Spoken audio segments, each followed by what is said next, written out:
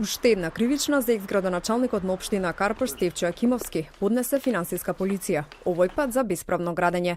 Истрагата утврдила дека Јакимовски без документи дозволил изградба на 2 општински бараки за потребите на администрацијата. Освен Јакимовски, кривично има и за уште 2 лица и за 2 фирми што ги вршеле градежните работи.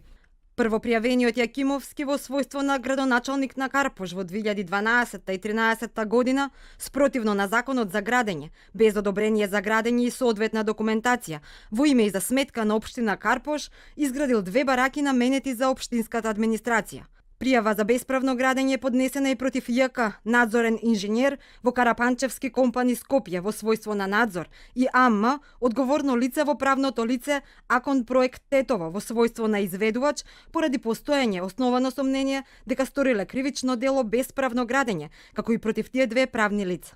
Јакимовски пак тврди дека нема ништо противзаконски. Бараките били изградени за потребите на локалната самоуправа согласно одлуката на Општинскиот совет во 2012 година. Лидерот на ГРОМ се пожали дека станува збор за политички монтиран процес. Социјалдемократскиот сојуз минатиот пат кога поднесува кривична пријава, недела дена пред тоа се фалеле како ќе ми упропастат свадбата на син ми. Јас утре имам свадба на синот, очигледно ова е дел од тоа сценарио.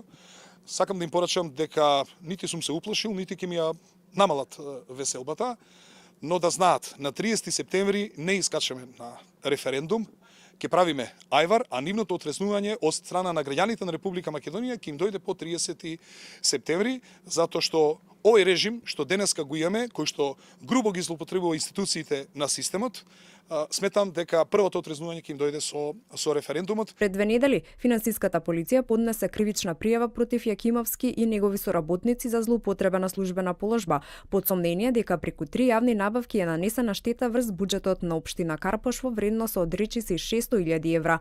По претресот во неговиот дом, ноќта ја помина во полициска станица, а утредента беше изведен пред суд, а на барање на обвинителството му беше одземен и пасошот.